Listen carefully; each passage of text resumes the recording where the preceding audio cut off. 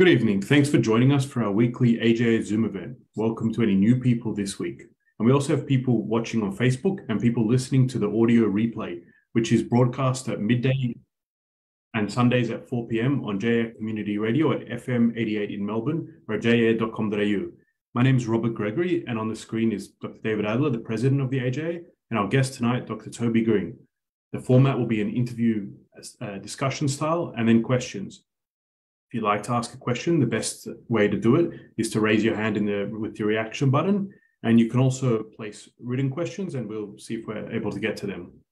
So complicated is a word we often hear used to describe the relationship between Israel and Europe. And in reality, Israel's relations with Europe is actually made up of a complex web of bilateral relations, as well as relations with the European Union. And then all of this is impacted by a dark history of European persecution of Jews. Dr. Toby Greene is a lecturer at Bar Ilan University, whose research and teaching focuses on foreign policy decision-making, European foreign policy, and the international politics of the Middle East. So Toby, thanks for joining us. Thank you very much for having me. Nice to see you all. Pleasure. Let's start in the UK. Obviously, Jeremy Corbyn's leadership of the Labour Party created a lot of anxiety in the Jewish world. Where is the Labour Party at now? And do you think the conditions exist for a future leader with similar positions as Jeremy Corbyn on Israel to arise? Well, you're absolutely right about that. The leadership of Jeremy Corbyn in the UK Labour Party was a source of deep anxiety for British Jews and triggered in the clash between Jeremy Corbyn and the British Jewish community a mushrooming of anti-Semitism on the UK left that many could hardly have imagined beforehand. I'm pleased to say that the Labour Party today is in a transformationally different place than it was a couple of years ago.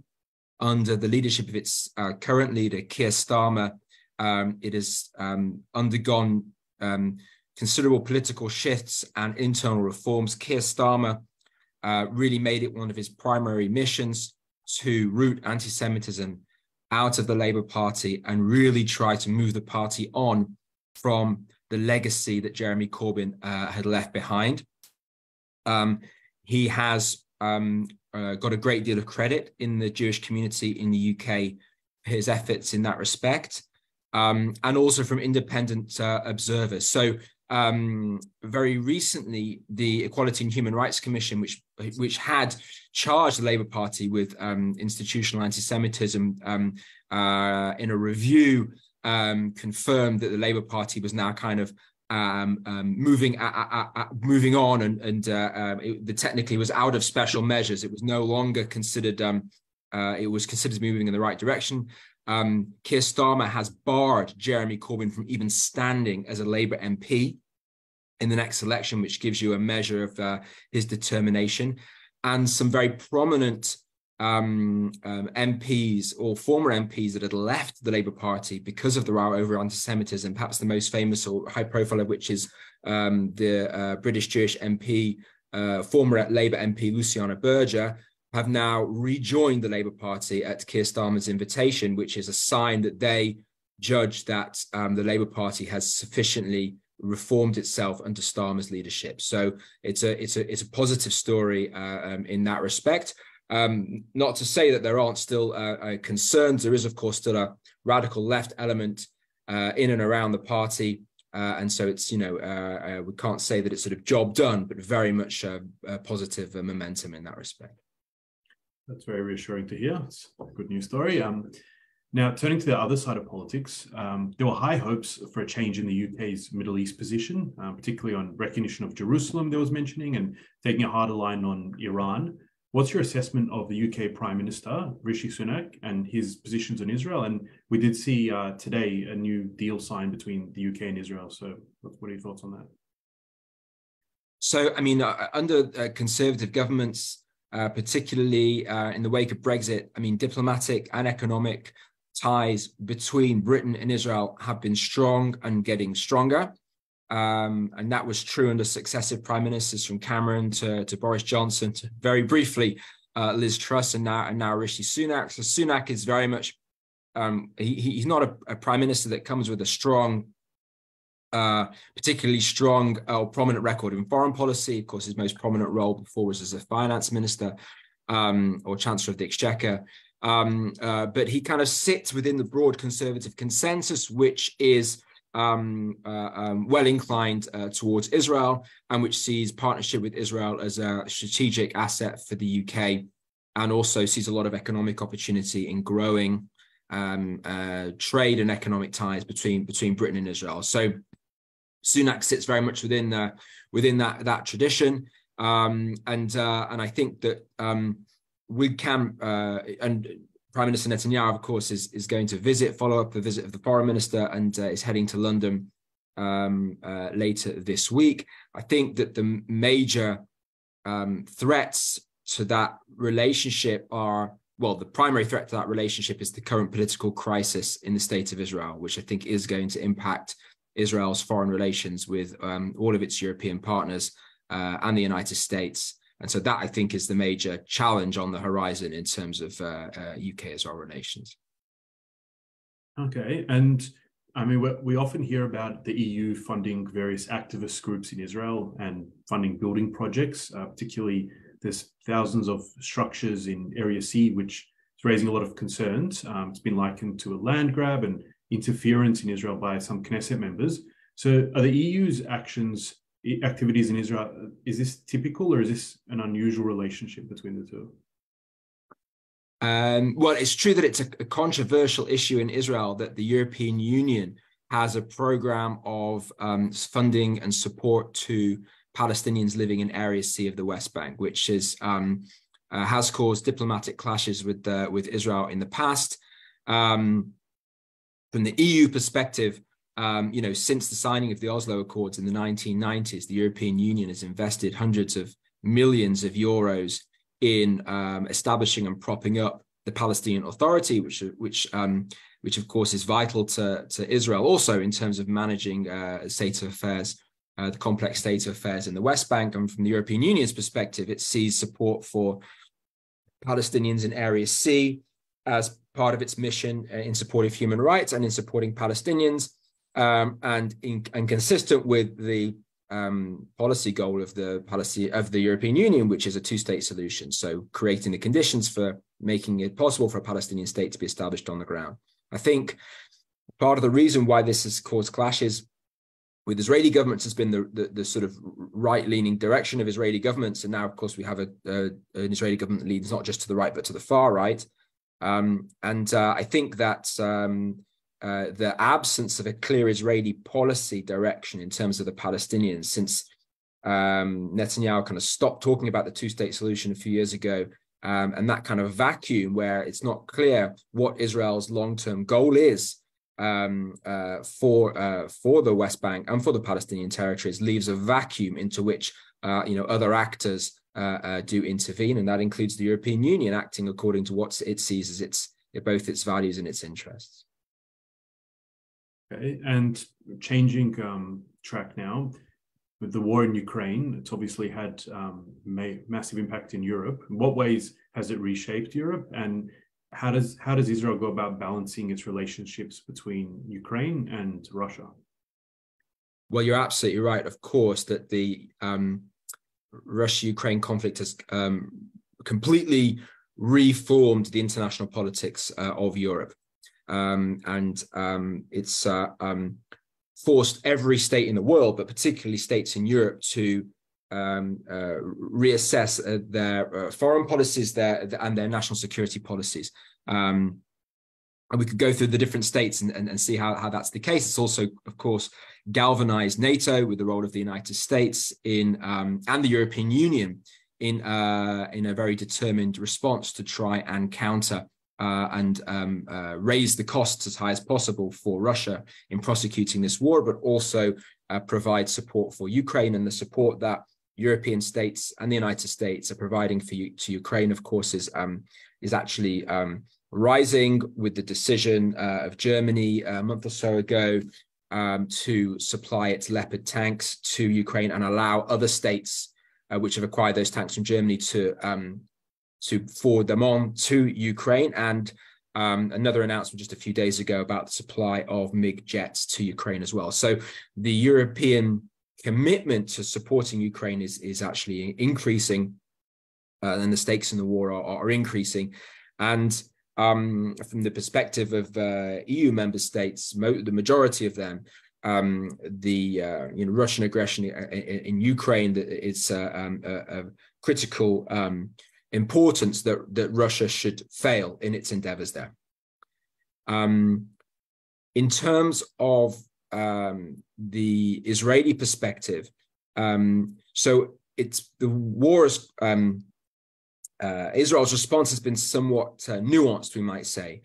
So if EU states and NATO members have been very, very clear and unequivocal in their support for Ukraine, in their condemnation of Putin, and very clear in their support to Ukraine, including providing military equipment and at an escalating level to support Ukraine.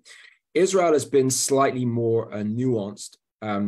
Israel, and there is also, it's important to say, I think a gap between the Bennett-Lapid government. There was actually a gap between Bennett and Lapid, the sort of co-leaders of the former Israeli government, and Netanyahu. So it's a bit of a complicated picture. But Israel has voted in favor of the resolutions condemning Russia at the UN. It has sent humanitarian aid to Ukraine. If you ask Israeli diplomats, they'll say that we are in support of Ukraine and we share in the condemnation of the invasion. But Israeli political leaders, and again, there's a bit of a range between different prime ministers that we've had over this period, Bennett, Lapid, and Netanyahu, that have been a bit more muted and careful. And they've also been careful in the way that they've supported and applied sanctions, and careful in the way they've provided support to Ukraine, really only providing humanitarian support and not providing military support. And that is for a number of reasons, I think, but one of the most significant is Israel's delicate relationship with Russia with respect to Syria. So Israel carries out many military missions targeting Iranian military infrastructure inside Syria. The Russian airspace, the Syrian airspace is controlled by Russia. There is a coordination mechanism between Israel and Russia that ensures that Russian air defenses don't target Israeli aircraft or vice versa. And that's a very important arrangement. So that's one reason why Israel has been careful not to get too far on the wrong side of Russia. Another is concern for Jewish communities in Russia. So Israel has been a bit more nuanced. I think there's also a bit of a political and ideological gap between, let's say, center-left in Israel and right in this respect. I think that Lapid was more inclined to align more closely with the Western liberal democratic camp and was more willing to condemn or risk the anger of the Russians and supporting Ukraine. Whereas I think the Israeli right is less concerned to commit or align Israel to the Western liberal democratic camp, and more willing to, let's say, be distant from that camp and less willing to risk upsetting Putin and Russia. And I mean, there's been a lot of concern, particularly in the media, about the election of what's been termed far-right parties in various European countries. For example, Italy was quite prominently in the media, and what this might mean for the Jewish community there and for Israel relations. So do you think these fears have been well-founded? Are they well-founded? And what are your thoughts on those new governments? Yeah, I mean, it's an interesting question. I mean, it's, I'm obviously speaking to you from Israel right now, where, of course, the overwhelming concern in this country is not foreign relations at all, but really the far-right elements that exist in the Israeli government right now, and the deep social divisions that are taking place around the government's judicial reform agenda. But excuse me, there's a small ant crawling on my table.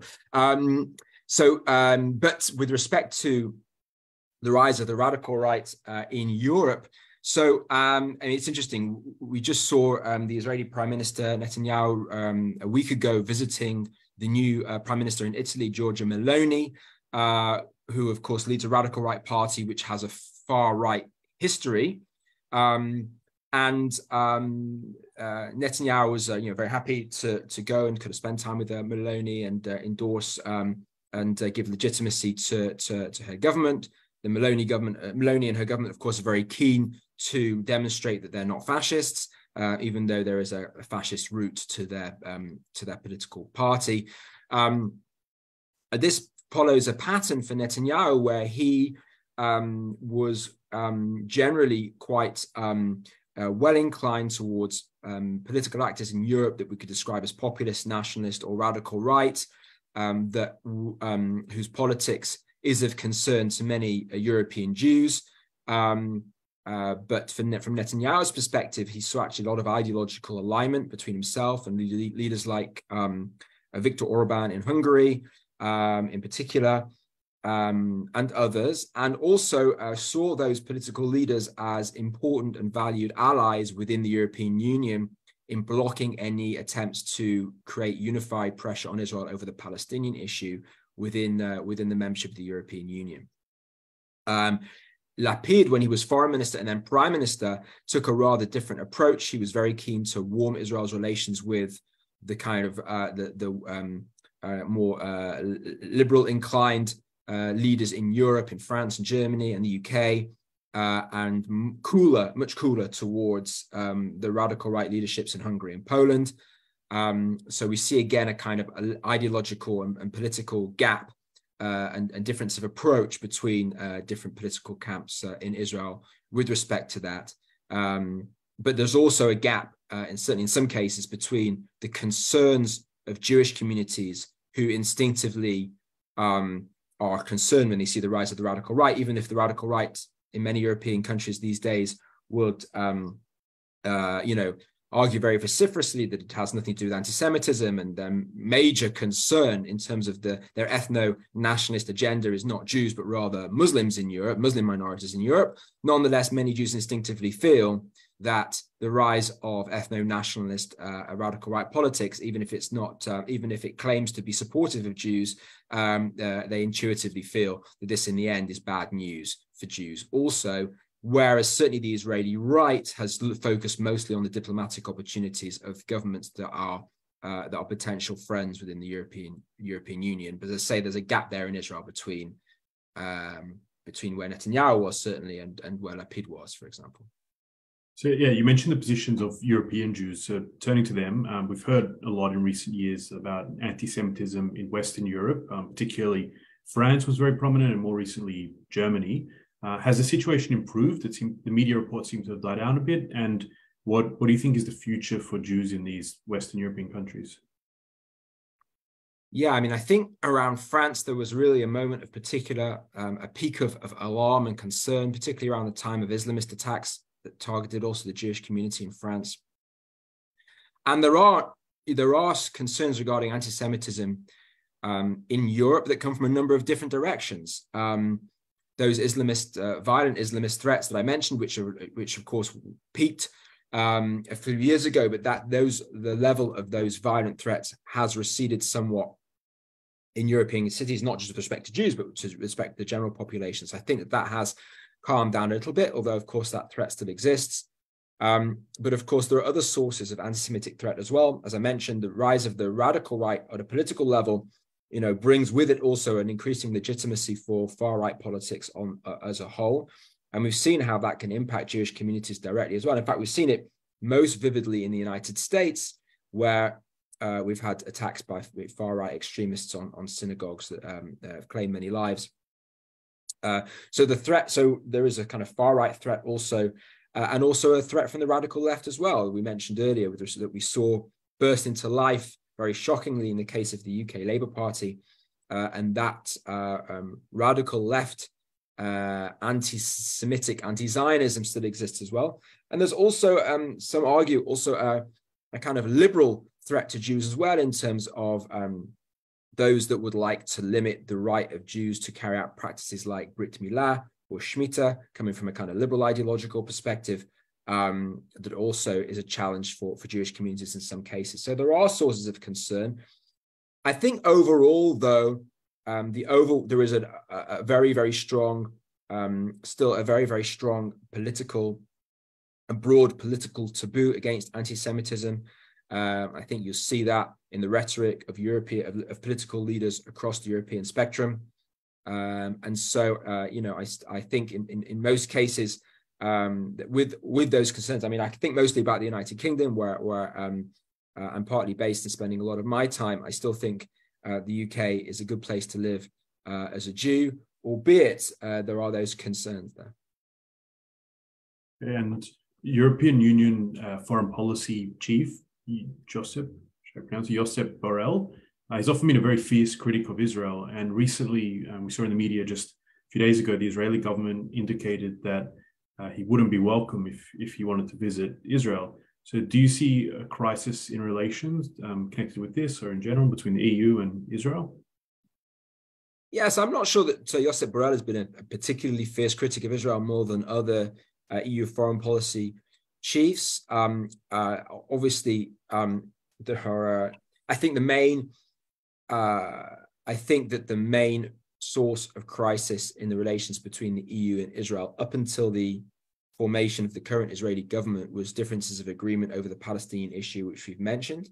The European Union is very committed to a two-state solution. And we've seen over last number of years that successive Israeli governments, particularly those under the leadership of Netanyahu, which have shown no interest in the two-state solution and in fact taken steps to make it harder to achieve. But today, the overwhelming focus and concern, I think, of both leaders in the European Union and of its leading member states is the political reforms that are taking place in Israel, which I'm sure, no doubt, you're following. The political program of the current Israeli government, which includes extreme far-right ideologues in key ministerial positions, and both their agenda with respect to the Palestinians, which is very extreme indeed, and their rhetoric with regard to the Palestinians, which is very extreme indeed, and also the judicial reform program, which the Israeli opposition argues, and backed by hundreds of thousands of Israelis that are taking to the streets day in and day out, that the judicial reforms that are being brought forward by the current Israeli government, if they are carried through, will effectively dismantle Israeli liberal democracy, since they will give the government complete control over the courts, and there will be no check and balance whatsoever on their power. That process is a crisis for relations between Israel and the EU and its member states, because the quality of those relationships, which are very important to Israel, it rests in part on the perception that Israel is a liberal democracy like European liberal democracies, and that there is both shared interests but also shared values that underpin that relationship. So to the extent that Israel is seen to dismantle itself, or the Israeli government is being seen to dismantle the liberal democratic institutions of the state, that will be a serious and growing problem. And we saw Netanyahu visited Paris a couple of weeks ago and was sent away with a flea in his ear from Emmanuel Macron in private, from what we understand. And he visited Berlin just a few days ago, and he was sent away with a flea in his ear in public by the German Chancellor Scholz, both of whom expressed to Netanyahu very clearly their concerns about the judicial reforms that may erode significantly, critically, the quality of Israeli democracy. So I think that is the main, the most immediate crisis on the horizon in the relations between Israel and the EU and its important member states. Yeah, we've definitely heard a lot about the judicial reforms and lots of opinions. And I think next week as well, we'll be touching on that topic a bit as well. So it's definitely a lot of interesting things in Israel. So we've heard what might be some of the clashes between Israel and the EU. What are some of the bright spots in the future that you see in the relationship, either between Israel and the EU or Israel and individual European countries?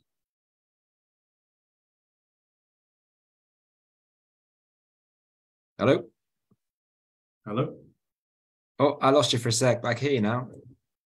Yeah, I was just saying that what do you see as some of the bright spots in the relationship between either the EU and Israel or European countries and Israel? Oh, there are many. I mean, I mentioned some of the. I mentioned with the case of the United Kingdom, which of course is no longer an EU member state, but is still a very important European state. And if we look across the spectrum, there are some very, very impressive aspects to the relationship both between Israel and the European Union, and Israel and key European states. Even in the current context, when Netanyahu went to Germany to meet the German Chancellor, they discussed the possible sale of advanced Israeli missile defense system, the Arrow system, to Germany. If that is to go through, that would mean Israel would be a supplier of an absolutely key piece of defense technology that defends not only the skies of Germany, but quite possibly the skies of other European states as well. And that's just one example of how the potential for the strategic relationship between Israel and European states to grow very considerably. Israel is has many considerable assets that it can offer, both in defense and strategic terms, missile defense, drone technology, cyber technology, and of course is an important key prop of stability in the region, a key ally to states like Egypt and Jordan, whose stability is extremely important both for Europeans as well. And of course, the growing relationship, the improving relationship, at least it was improving until the new Israeli government took hold between Israel and Gulf states like the UAE and Bahrain, and even and also Morocco and North Africa. These improving regional relationships are, of course, a great potential positive for the European Union as well, which seeks to promote stability and economic prosperity in the region, because that serves European interests also, as well as the fact that Israel is a growing country, a growing population, a growing economy, and European economies that are actually growing less fast and less well than Israel, keen to engage with Israel on economic and trade levels as well. In terms of Israel and the EU, Israel is a member of the Horizon research program, millions and millions of euros of research funding that flow into Israel and collaborations between Israel and European researchers through the EU. I could go on and on.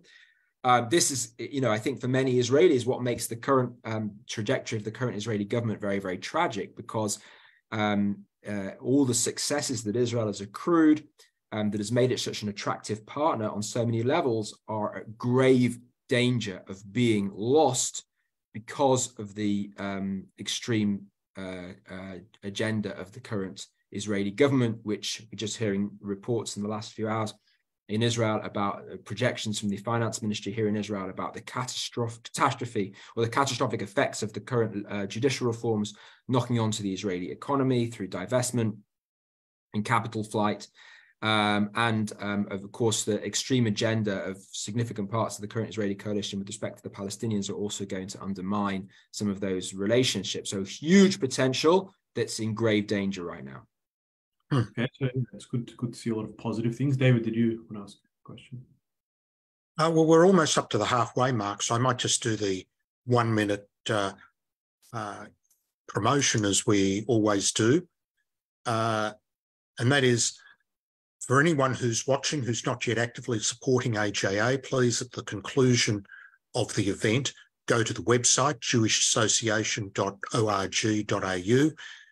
If you're not yet a member, you can apply for membership online, make a donation, make sure you're following the Facebook page for the regular updates on news and views. And just to let you know what's happening next week, we have someone who's known to us all locally, Ron Weiser, who's had very substantial community experience with the Jewish Agency, former president of the Zionist Federation, Zionist Council of New South Wales, involved with B'nai Akiva, a recipient of the Herzl Award. He writes a monthly newsletter focused on the dynamics of what's happening in Israel. And so we'll be looking at that more peripheral question for tonight, but will be the central question next week. Who should decide Israel's future? It'll be a very interesting discussion. Don't miss it. We've got lots of questions lined up, Robert, so we can probably start going through those. First in line is Leon. If you can unmute yourself and ask your question, please. Oh, yes, good evening. Now, as an academic, how do you determine what motivates Europe to be so concerned about the poor Palestinians who, from top to bottom, reject Israel's legitimacy, And I'd also just want to ask you, why is it that Europe is quite happy to preserve good relations with tyrannical, murderous regimes like Iran without criticism, and yet it puts Israel under a microscope and very often is extremely unfair to that state? Okay, thanks, Leon.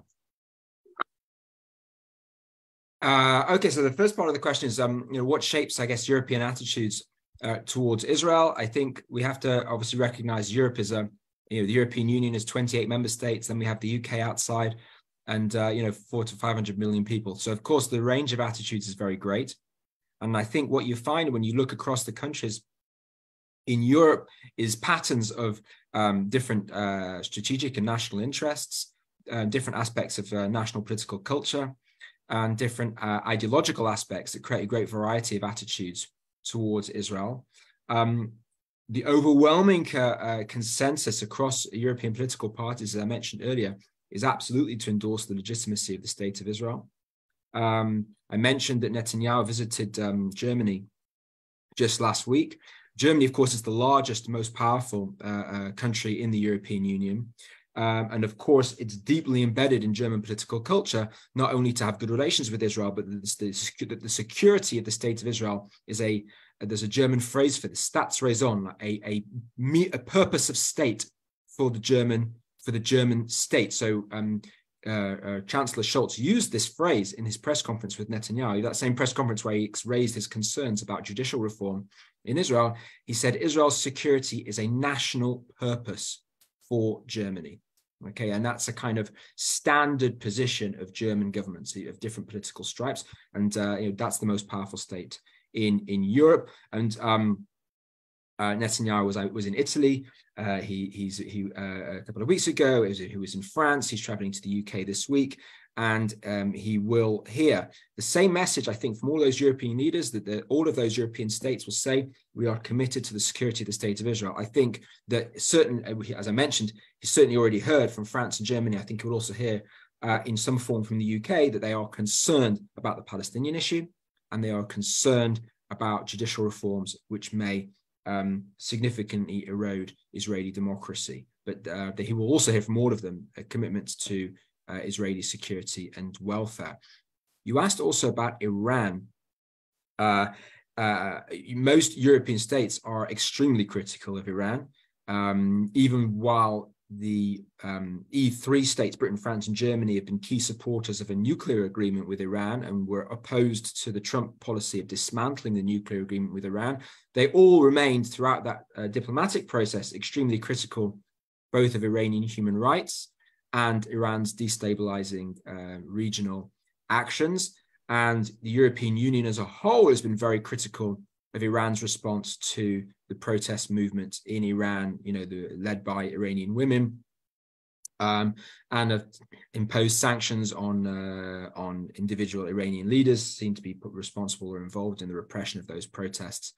And I'm sure a significant chunk of the conversation between Israeli diplomats and leaders and Europeans is a shared agenda about how to contain Iran's threatening behavior, and also, of course, its nuclear program, which is now coming dangerously close to the threshold to weapons capability. So there are gaps on Iran, particularly about the best way to address the nuclear program.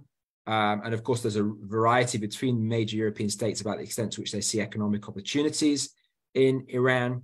But I think there's also a lot of overlap in terms of the sense that there's a shared understanding that Iran is threatening to regional stability and, of course, abuse of human rights within its own territory.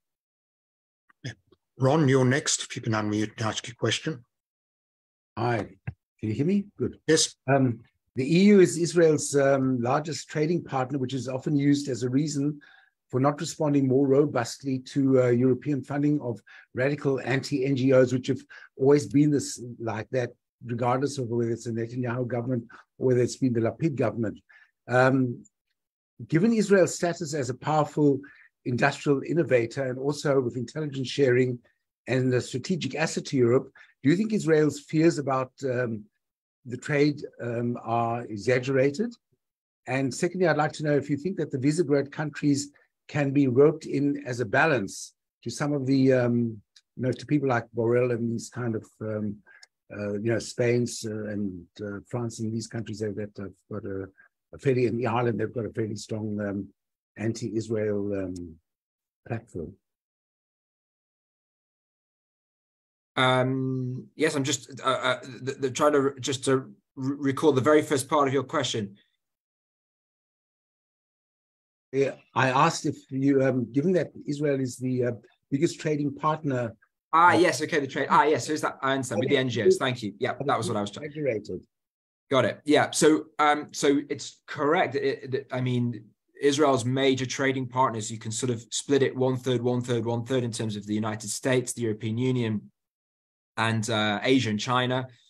Obviously, the European Union is an extremely important part of EU. The European Union and economic relations between Israel and the European Union are extremely important to the Israeli economy, when they're based, of course, on trade agreements and various other agreements and arrangements.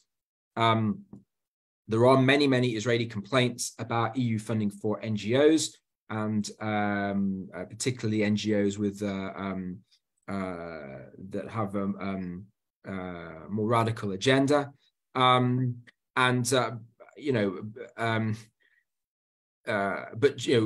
Israel be more robust in responding? I'm not quite sure. I mean, it's not like the state of Israel could take sanctions against the European Union. I mean, Israel is a rising and powerful country, but Israel is a state with less than 10 million people.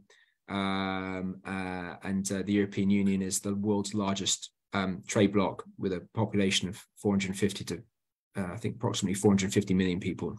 So we do have to understand the balance of power in terms of trade terms. There is a fear that the European Union could take economic sanctions of one form or another, or perhaps row back or suspend elements of its trade agreements with Israel if it feels that Israel is not fulfilling certain standards of democracy and human rights, which are written into the trade agreements between Israel and the European Union. I don't think that's immediately on the cards, although it's something to be aware of as a possibility down the line. I think the threat is greater to Israel than it is to the European Union, with all the great assets that Israel has to offer.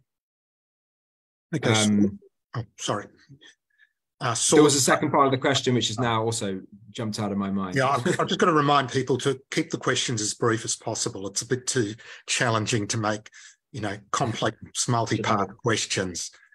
Saul, please. Saul, can you? Yeah. I wonder if you could comment on the relations between Israel and South Africa. I note that they are to be downgraded.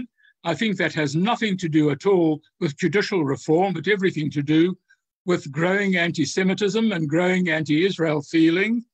And I ask this as an ex-South African who fought against apartheid in the Congress movement, was banned by that government, and now find that everything that one had struggled for has just fallen apart. And I might add, the most whites who fought against apartheid, the greater majority, were actually of the Jewish persuasion. Yeah, I mean, it's interesting for me to hear. I must say, I'm not following closely South African diplomacy and relations between Israel and South Africa. I think the relationships have been tense and have deteriorated. But to be honest, it sounds like you probably know a lot more about that than I do. I would just agree that it's obviously a shame that things are moving in that direction. Brian Leverton, you're next, please. Could you comment on what many serious journalists have stated, that the relationship of Germany and France is really duplicitous? Whilst they verbally affirm that they support Israel, their actual covert activities is to destroy the Jewish state. Tuvia Tenenbaum is one of many who have provided objective evidence for this. And their ethical basis of supporting the Palestinians is not believable by anyone. It's an excuse. Guilt, I don't know. And the second question is, will the gas issue of supply to Europe may change this? So with respect to the first part of your question, I mean, I don't recognize in any way any covert activity or agenda on any political actors in France or Germany to destroy the Jewish state. On the contrary, and I mentioned that Netanyahu's visit to Germany and the potential supply by Israel to Germany of very important military equipment. Germany also supplies to Israel vital military equipment, most prominently its Dolphin-class submarines, which carry, so it is widely assumed and understood, Israel's nuclear deterrent. So in fact, and I mentioned earlier, the German commitment to Israel's security as a kind of national purpose that each German government is repeating one after another. So I really don't recognize that description at all. It sounds, to be honest, conspiratorial. The gas issue is significant, but should not be overstated. Israel is now in a position, since it is producing an excess of gas from gas fields in the Mediterranean, that it can export some amount of gas. And there is an agreement between Israel and the EU for some of that gas to go to the EU via Egypt. And of course, the EU, since it is trying to wean itself very rapidly off Russian gas, is looking for every drop of gas that it can find as an alternative supply, and to desperate to bring down the price of gas, which of course spiked across Europe as a result of trying to get off the Russian gas. However, that said, the quantities of gas that Israel has to export are a bit of a drop in the ocean in terms of European gas demands, but nonetheless, it is another important element. It's good that you mentioned it, of the growing potential strategic ties between Israel and the European Union as a whole. Hugh Kitson, you're next, please. Hi, Toby. My question follows really on from the previous one. Now, the European Union was a signatory to the Oslo Accords as a witness, and the EU's support for illegal building of Palestinian settlements in Area C is a blatant violation of that position. How can the EU be trusted when they're trying to force a Palestinian state and at the same time not calling on the Palestinians themselves to get back to the negotiating table? So basically, what the European Union is doing is trying to force a Palestinian state, which could be an existential threat to the state of Israel, especially if Hamas took the whole thing over. They're trying to force this, whether Israel likes it or not. So how on earth can the Israeli government trust the European Union that Israel's security is number one, their number one priority? Well, Israel also, of course, signed the Oslo Accords and also the roadmap, which was a commitment to a two-state solution. And every successive Israeli prime minister, including Netanyahu, has committed to a two-state solution, although Netanyahu rode back on that commitment a few years ago. And indeed, every Israeli prime minister made the case for a two-state solution, including Netanyahu at an earlier stage of his premiership, because they all accepted at various stages the argument that without a two-state solution, Israel could not continue to be both Jewish and democratic, because you cannot rule over millions of Palestinians who don't have civil rights and claim to be a democracy. So without a two-state solution, you cannot have a state of Israel with a Jewish majority. Most European leaders would argue, in line with the Israeli center-left, that a two-state solution is therefore vitally in Israel's interests. That, of course, is not the position of the Israeli right. As I mentioned, so the European Union's support for the Palestinian Authority and for Palestinians in Area C is, from their perspective, in line with its agenda to, first of all, support the civil rights of Palestinians, but also keep open the window of opportunity for a two-state solution, which they would argue, as does the Israeli center and left, that is vital for Israel's future as a Jewish and democratic state. Okay. Reuven, you're next, please. I can't understand why you accept the existence of a PA Palestinian state, and the agenda is very, very clear. And we don't have to bow down to the European Union because it's an existential threat. And it's very clear what they've done in the past. In 1964, the KGB trained Arafat. The whole purpose was to undermine Israel from the inside. And the PA is just a continuation of the whole thing. Why do we need to acknowledge that? I mean, we're at war. It's a Amalek. Yeah. If you go and speak to Israeli military commanders, they'll tell you that the existence of the Palestinian Authority is vital to the national security of the state of Israel. And it's precisely because it's one of the reasons is it's a key partner in keeping out Hamas. So, and because if the Palestinian Authority is to collapse, then Israel will have to directly manage the day-to-day affairs of millions and millions of Palestinians, which the state of Israel doesn't want to do. So the Palestinian Authority is in danger of collapse right now, and one of its key defenders within the Israeli National Security Institution will be Israeli military commanders, who will be telling Israeli politicians that we need to do everything we can to avoid the collapse of the Palestinian Authority, because it's our key partner in containing extremists like Hamas, and also otherwise we'll be left managing the lives of millions of Palestinians that we don't want to have to do. Tony, could you comment on the complexity? Because there was a recent survey published that showed that indeed a substantial, if not a majority, of the Arab Palestinians thought that the PA should go, whether it's because of corruption or whatever, or worse still, because there's an increasing radicalisation within the Palestinian Arabs. It creates a dilemma. How can we force the continuation of the PA if their population are saying no?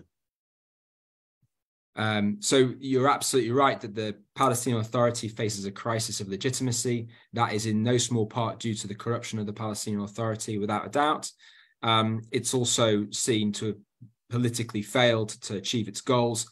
I think that the successive Israeli governments have not done much to help the Palestinian Authorities to succeed. So I think that that's been short-sighted on the part of Israeli governments as well, for the reasons that I've described, since the Palestinian Authority is the capacity of the Palestinians to rule themselves and ultimately create the basis for a state alongside the state of Israel is certainly in the eyes of many Israelis, critical for Israel's long-term future as a Jewish and democratic state.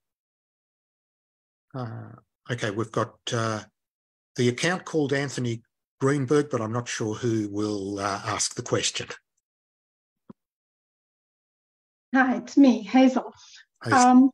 I'm not sure what Netanyahu's personal position is on a two-state solution. My understanding is that the current makeup of the government is not focused on a two-state solution. The Abraham Accords were set up. When they were set up, the Palestinians were sidelined to some extent.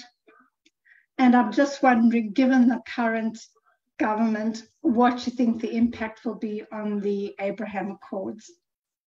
Yeah, it's a really good question. So Netanyahu's position on a two-state solution has kind of swung around over the years. He was obviously a key opponent of the Oslo process. Then, of course, under US pressure, he himself signed agreements with Arafat and the PLO in 1997 and 1998. When he re-entered power in 2009, 2010, then under US pressure, he accepted in a famous speech at Bar Ilan University, where I work, the principle of a two-state solution. And at certain stages, he even made the case for the two-state solution and negotiated with the Palestinians on the principle of a two-state solution in 2013 and 2014. After the collapse of those negotiations, certain geopolitical changes and also political changes in the United States, and also changes, I think, in his own personal political interests, he really backed away from the two-state solution, and that's been the trajectory over the last few years. Netanyahu's interests, I think, partly because he's on trial, or in no small part because he's on trial on 3 counts of corruption, trial that's, winding its way very slowly through Jerusalem district criminal courts. He's become increasingly politically dependent on political elements further and further and further to the Israeli far right. And you're absolutely right. In the current Israeli government, not only is the two-state solution not on the agenda, but no kind of there is no diplomatic agenda with respect to the Palestinians, except the most very basic conflict management. So there has actually been diplomatic contacts between Israel and the PA, and brokered by the US as well as Egypt and Jordan over the last few weeks, because there's fear of escalating violence in the West Bank, which may mushroom into a full-blown third intifada. There is diplomatic contact at that level to try and contain that escalating violence, particularly as we're entering the period of Ramadan, which is traditionally a period of increased tension. But to be honest with you, I think it's important for us to flag up not only are elements of the current Israeli government ideologically opposed to a two-state solution, but their rhetoric is very, very disturbing. So Bezalel Smotrich, who is the leader of the religious Zionist political party, he's also Israel's finance minister, and he is also serving as a minister in the Ministry of Defense. Said at a public event 2 weeks ago that the Palestinian town of Hawara should be erased. He subsequently said that he'd given the wrong impression, it wasn't exactly what he meant, and apologized for his remarks. But if you look at the general discourse around his party and its activists, this is not out of context, not out of character in any way. So the level of incendiary rhetoric, and of course this followed what can only really be described, I think, as a pogrom carried out by extremist Jewish settlers in the Palestinian town of Hawara, where they rampaged through their torching homes and cars and hurting people. So this is the kind of political context that I think we need to keep in mind right now, that the Israeli government is a coalition of a radical right ethno-nationalist party, which is what Likud is today. Likud was once a liberal nationalist party, but today it's a radical right populist nationalist party, in coalition with ultra-Orthodox parties and far-right racist political parties. That's the character of the current Israeli coalition. So unfortunately, in that context, any diplomatic movement with the Palestinians, meaningful diplomatic movement, is far off the agenda. But it's also true to say that even with a more progressive Israeli government, we are far from the conditions where significant diplomatic progress is possible. That's also because of the dysfunction on the Palestinian side, deep division on the Palestinian side, the Palestinian authorities' waning legitimacy, and the split, of course, between the PA in the West Bank and Hamas in the Gaza Strip. I think what those on the Israeli center left would argue in the opposition would be that we need to work to keep open the possibility of a two-state solution in the future, because in the long run, that's vital for keeping Israel as a Jewish and democratic state. Of course, those in the Israeli government would say that actually it's the Palestinian state that would be a threat to Israel's security. So we might just ask a written question, but we'll just say, yeah, so did hear in response to Bezalel Smotrich was getting a lot of criticism, and a lot of the people that were criticizing him, they also called to, erase many Jewish towns in Judea Samaria. So the language is similar. But on a different note, we wanted to ask, do you think the Visegrad countries, can there be a balance towards some of the other views in the European Union? We saw recently that there was speculation Hungary might move its embassy to Jerusalem, and then that was sort of denied in the media. But do you see, what do you see happening with those relationships? Yeah, we have seen a pattern whereby Visegrad countries, I mentioned Hungary in particular, have proven an diplomatic asset in support of Israel within the European Union. And that's something that Netanyahu embraced, because he was keen to blunt any attempt to mobilize unified pressure within the European Union against Israel over the Palestinian issue. When Yair Lapid, as foreign minister and then as prime minister, as I mentioned earlier, took a different kind of approach, since he supports a two-state solution and there isn't such a gap between his agenda and those of that of the European Union, and doesn't really fear political pressure over that issue, since in any case he supports a two-state solution, even if Lapid would recognize also that it's not something that's on the cards in the immediate future. And he was much more keen to invest in relations with with the more liberal democratic orientated states of Europe, and distance and be cooler or more distant from the populist nationalists that, of course, are extremely controversial in the European Union also, and who have been associated with concerns about anti-Semitism as well. So yes, those states are potential allies diplomatically for Israel, but the wisdom of strengthening relations with those states, which may come at the expense of Israel's relations with states like France and Germany, that I think is open to question. One concept we haven't mentioned yet, I guess it's more of an economic one, and having spent time in the UK, is Brexit, which of course has, some people would say, has created potential economic opportunities, or the reverse. What do you see in terms of Brexit and the economic relations with Israel? What would happen? Yes, I think one of the reasons why the UK has been very keen to strengthen its economic ties with Israel is Brexit. After Brexit, Britain was looking for, economic opportunities outside of the European Union, where it can grow its trade footprint and investment footprint. And Israel fits the bill as a strong and dynamic growing economy, at least until these judicial reforms, which have put all Israel's great economic successes in grave danger. So absolutely, that's been significant. However, of course, Brexit has harmed the UK economy also, and so to the extent that it's harmed the UK economy, it's detrimental to its trade partners on the whole as well. But certainly, yeah, I think it has been one of the sources of incentive for the UK to further warm its relations with Israel. Robert, we're getting very close to time. Do you have one last question, or?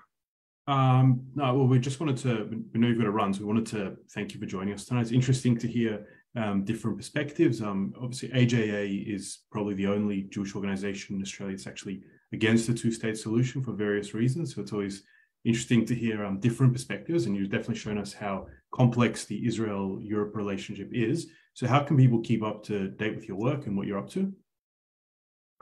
Yeah, well, I have a website, Toby Greene, TOBYGREENE.net. You can follow me on Twitter at Toby_Greene with an E underscore. And yeah, you can follow what I'm up to through those channels. Well, thanks so much. And before we go, you can keep up to date with the L'chaim program with Morris Klein, which is on Triple Z right now. So that's all we have time for. Don't forget next week's program, and you can keep up to AJA with AJA on our Facebook and all our social media. And thank you again, everyone, for joining us. And thank you, Toby, for your talk. Thank you very much.